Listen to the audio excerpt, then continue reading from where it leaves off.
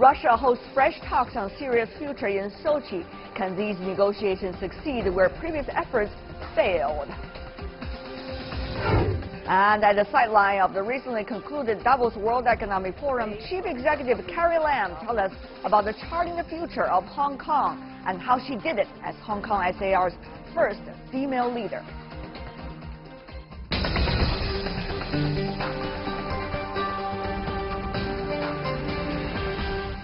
And you're watching World Insight. We begin in the Russian Black Sea resort of Sochi, where the Syrian Congress National Dialogue is underway.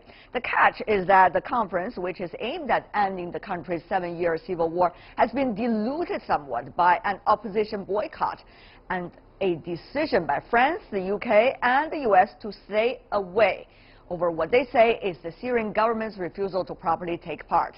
The gathering, co-sponsored by Russia, Turkey and Iran, is expected to discuss a new constitution, presidential elections, and post-war reconstruction. But can they do the job?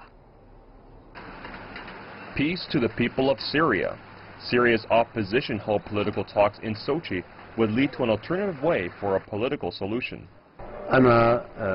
We came to Sochi to support the establishment of a new political path instead of Geneva that is closed for a year. The UN Special Envoy to Syria is attending the conference and is expected to head a constitutional commission. The Opposition High Negotiations Committee ruled out attending. The main Syrian Kurdish groups are also boycotting the event because of the ongoing Turkish attack on Afrin.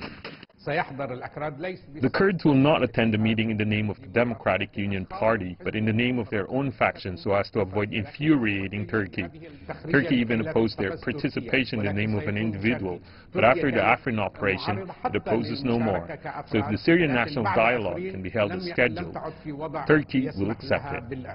The Sochi meeting comes just days after separate UN-backed talks in Vienna, where warring sides did not even meet face-to-face. The war in Syria has dragged on into its 7th year, killing hundreds of thousands of people. There are limited expectations for the ongoing Sochi meeting.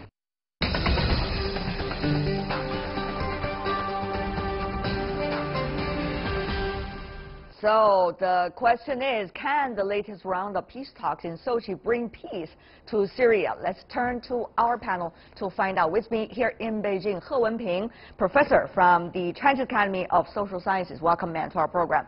Joining us in Moscow, in Russia, we have Victoria Panova, Vice President for International Relations from the Far Eastern Federal University. Ms. Panova, what a pleasure to have you back on my program. And in Tehran, in Iran, we have Professor Mohammad Marandi, a professor and the Dean of the World Faculty Studies at the University of Tehran. Professor, welcome as well. Let me begin with you, Professor Panova, in Russia.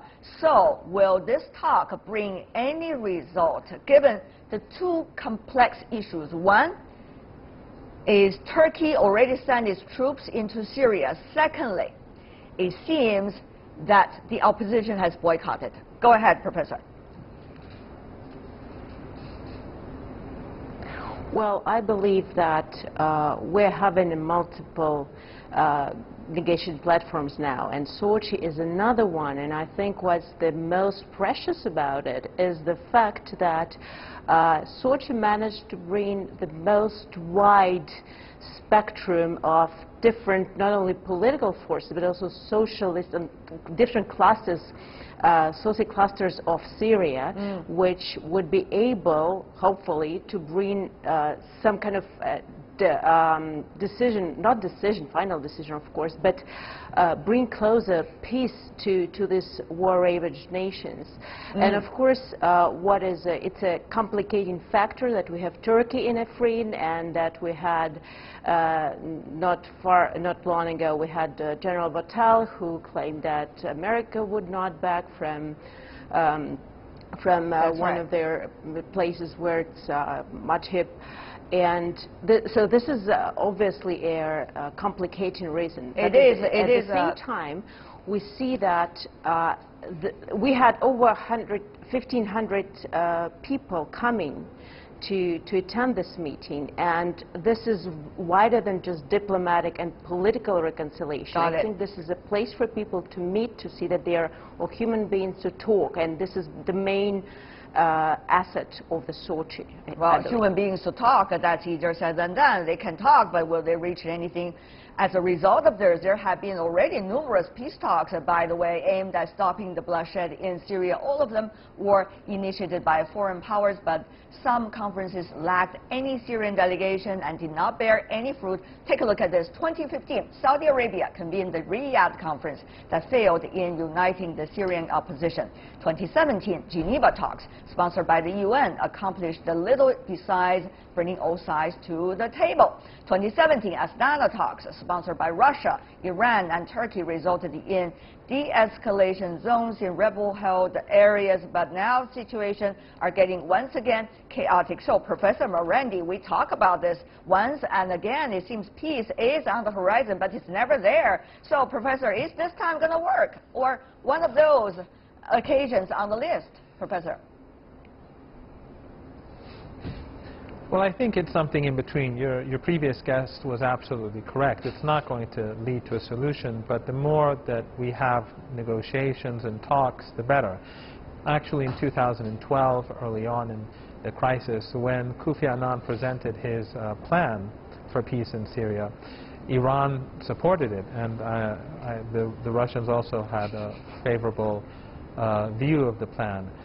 But the United States and its allies were opposed to it. At that time, the Americans were helping to create these extremist groups, which later became ISIS and, of course, Al-Qaeda, which we all know about, with its regional allies.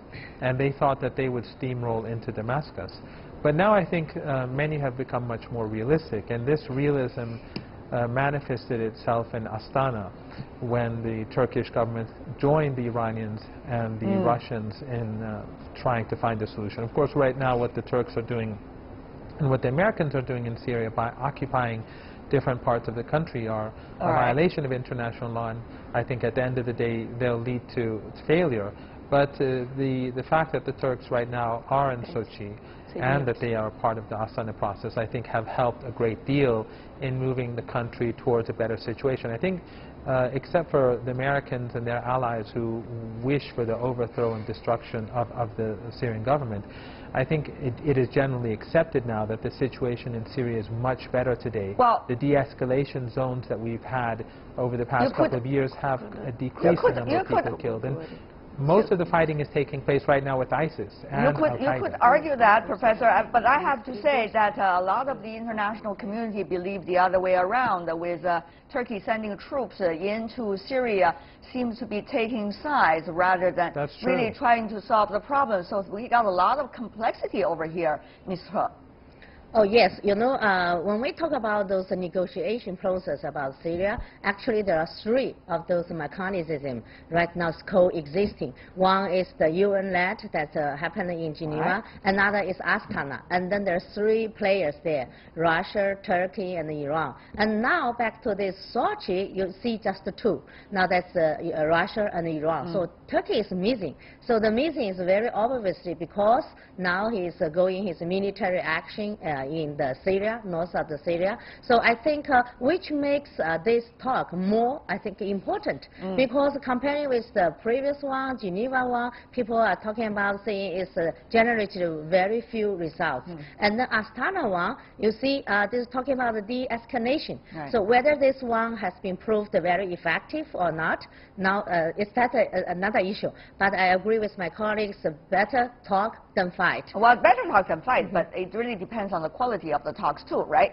When we talk about the talks, how could a talk take place when Turkey is sending troops in, and it seems that there are so many different powers that have very different belief than whether the Turks should appear there? For example, the UK, Germany, as well as the United States, depending on your interpretation, Professor Morandi, of what exactly President Trump meant that the Turks should not meet with the American force over there, going to really complicate the situation. So, Professor Morandi, here is the question.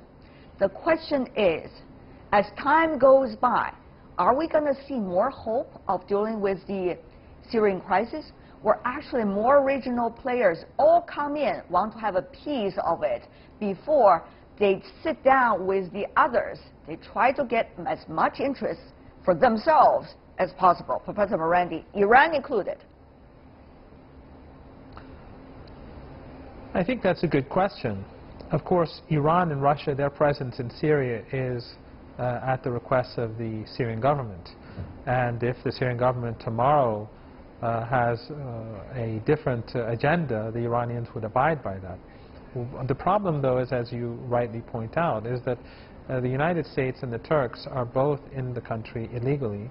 And ironically, the Americans are causing trouble for themselves by siding with Kurdish groups that are linked to the PKK.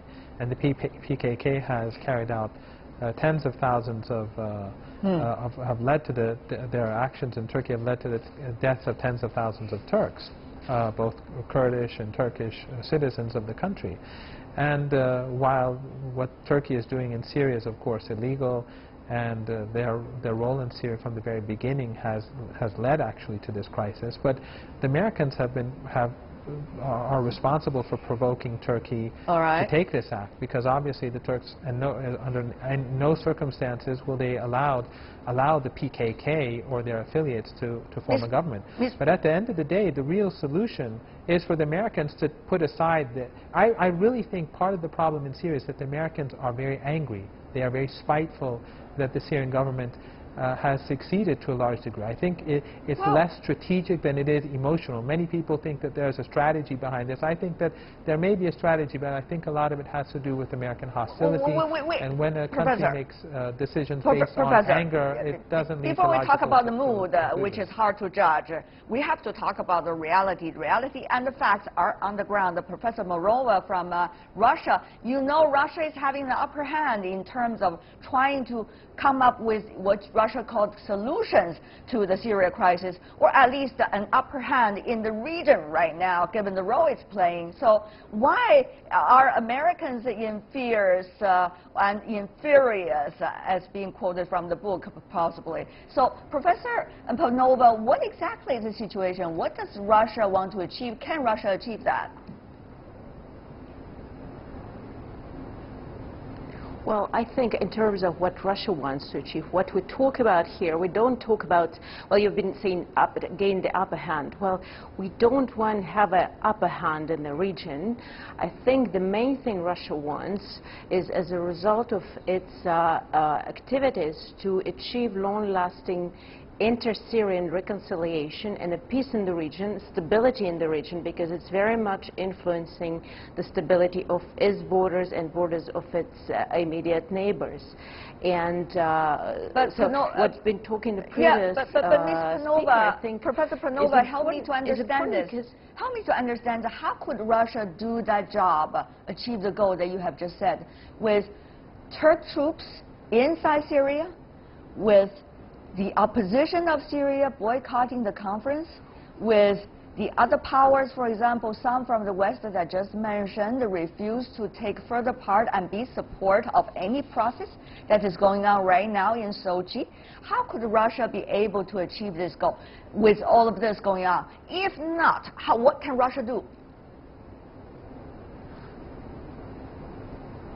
Well, I think what is important to see here is that meanwhile America or France refused to go to Sochi, first of all, we have what is more important, we have a United Nations as the international organization, legitimate body responsible for peacekeeping, for bringing different solutions, and we have Stefan de Mistura who came to Sochi peace talks and who agreed to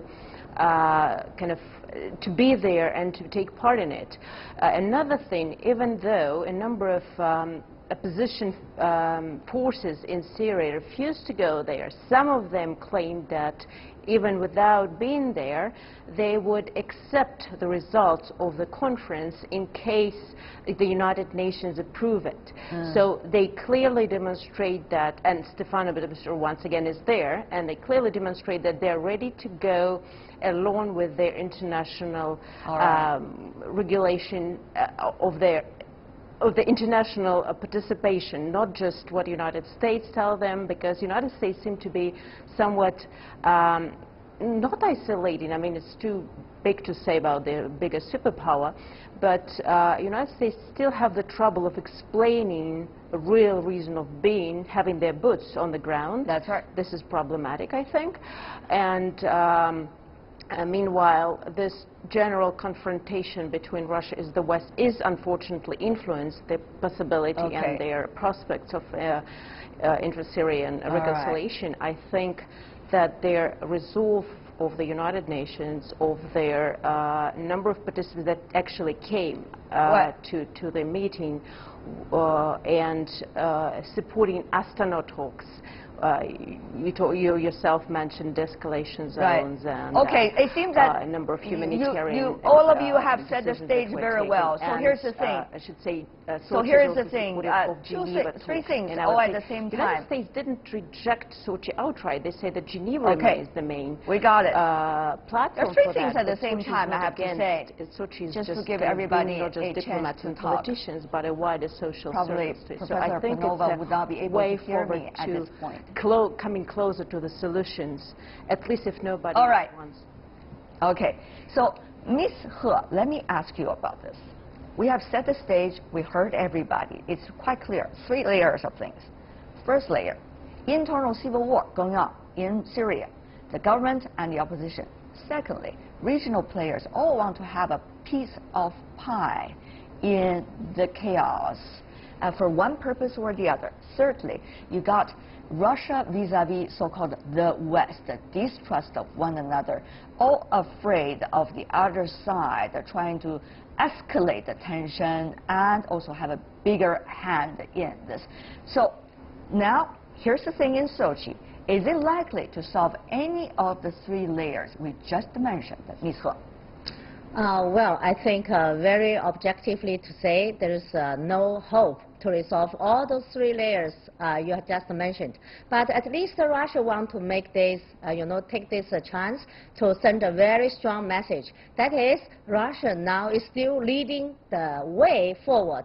The page for the conflict now is almost over. But now the new page now is opening. That is the page for guiding the post-conflict Syria, rebuilding and all those reconstruction the power. And all of those new page now is still in the hands of Russia. So that's the strong message. And also Russia don't like to lead this way by himself alone. So he wants to make a big stage, big platform. And then all those like constitution making, like how to organize the president's election, all of those things, and then will be inked by all those participants and then handed over to the UN. So it's becoming a multilateral one. Led by Russia and Iran. Of course, Russia is facing 2 things. One is the World Cup, the soccer game, that of course is quite an honor and a glory, and yet at the same time controversy as well when it comes to debate between Russia and the West. Secondly,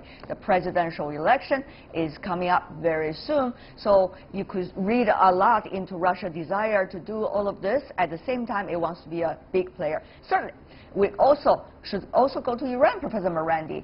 Iran just suffered some of those political chaos inside your country, now looking for solution. Before that is figured out, Iran is also having an ever bigger presence in the region, which cost the American some caution. But Professor Morandi, what is the way forward according to Iran? Because obviously we are in a deadlock about Syria's situation.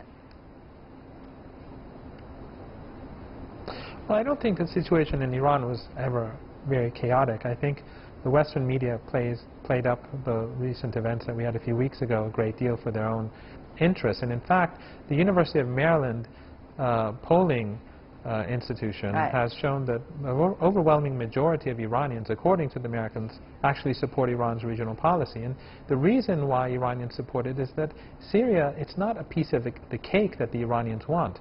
The Iranians want ISIS, Al-Qaeda, and other extremists not to have a foothold in this region. And the whole crisis came about because the United States supported the extremist groups. And when the Russians and the Iranians and the Syrians and the Iraqis and Hezbollah began to defeat the extremists, it was only then that the Americans began to fight against the extremists. It was basically they aligned themselves with these leftist, with these the PKK-affiliated Kurdish group in order to take a slice of Syria for themselves, so that later on the Americans could have something to negotiate with.